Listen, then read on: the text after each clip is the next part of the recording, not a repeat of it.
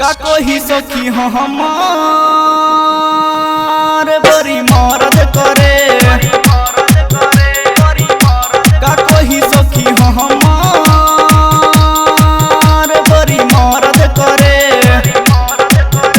हो खेला जब राती दबाब दुनु छाती भीतर वाला चीज में दर्द करे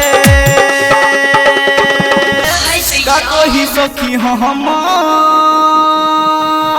बड़ी मरद करे का कोई सखी हमार बड़ी मरद करे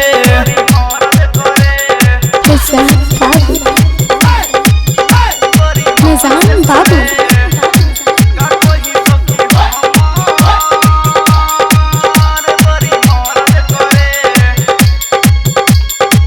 ऐसन छिन रात मिलल बा महरद कोने लागत भर न बुझेला दहरद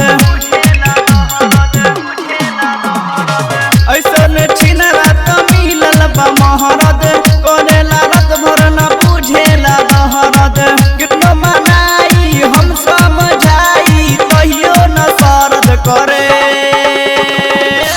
का कोई सखी हमार